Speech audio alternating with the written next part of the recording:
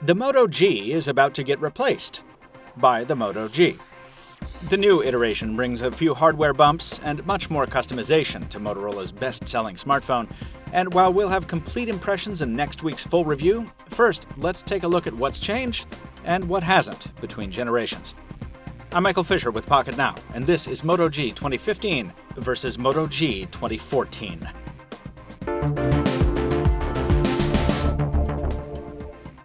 Iteration is the name of the game when it comes to the mid-range, and the Moto G bears that out. The new phone is ever so slightly larger and more massive than the older one, but it makes up for that with an IPX7 water resistance rating, something last year's Moto G lacked. It's also got a more grippy back cover thanks to the fine line texturing, and then there's Moto Maker. Last year's model made you swap back covers to add a little style, but the new Moto G gives you the full suite of customization from accent color to custom engraving, and you can still swap colors on the fly if you want to. The 5-inch 720p display is the same size and resolution as last year. It features cleaner, cooler whites and slightly better dynamic range, but it also seems to have lower saturation and contrast, and less inky blacks. Honestly, I prefer last year's panel. Under the hood, there's now a Snapdragon 410, the 64-bit upgrade to last year's Snapdragon 400 that also includes an improved graphics processor and support for a wider range of LTE bands than its predecessor. You also get more options for storage and RAM with the newer model, up to 16 gigs and 2 gigs respectively, up from 8 and 1, and the microSD slot remains.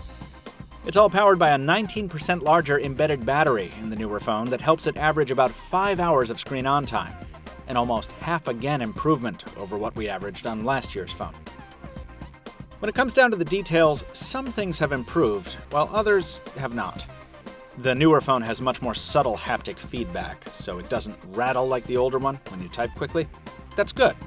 But the buttons, at least on our review device, are mushier and more awkward than last year.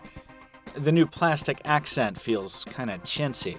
The speaker and earpiece grills are no longer symmetrical, and the bezels flanking the display are much thicker than before. If that's the kind of thing you notice, you might want to go for the black faceplate, as it covers up some of those blemishes. It's a much more straightforward story in software. Everything is better. Now, we're using the higher-end version with 2 gigs of RAM, so of course performance is zippier and apps stay in memory longer. That's expected. But much more interesting is that Motorola has ported more of the Moto software suite to the G this year. That means Moto Display will automatically flash the time and your notification count when you pick up the phone. It means you can launch apps like the camera and toggle functions like the flashlight with simple gestures. And it means your phone can read text messages to you when it detects you're driving or at home, or silence your ringer when you're in a meeting or sleeping. Last year's Moto G could only do that last bit. Otherwise, we're again looking at nearly bone-stock Android on the 3rd-gen Moto G, though here it's 5.1.1 to the older phone's 5.0.2. That means a lot of improvements from memory management to notification settings, making the newer phone even breezier right out of the box. Probably the biggest improvement on paper between the Gs can be found in the camera. Not only does the newer phone bring a dual-tone LED flash for better skin tone preservation, it boosts the resolution from 8 megapixels to 13 by repurposing the sensor from the Nexus 6. And it's been further improved with a new IR filter to reduce glare. Plus, the selfie camera around front has jumped from 2 megapixels to 5. What's all that mean out in the real world? Pretty nice improvements. There's a marked increase in clarity when you make the jump from the old G to the new one, with less noise and slightly higher contrast in some cases. In direct sunlight, reds are less likely to blow out on the new phone, which also does a better job of handling challenges like intense backlighting. Hdr photos are also more impressive this year. They're more colorful and lend a better sense of depth. In low light, the sharpness advantage of the Moto G 2015 continues, but in very dark settings, we did run into problems focusing with the newer device.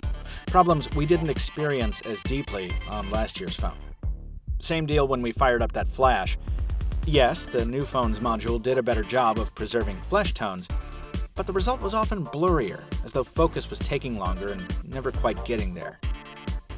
And on the selfie side, we're happy for the higher resolution, but the amount of light captured is way down.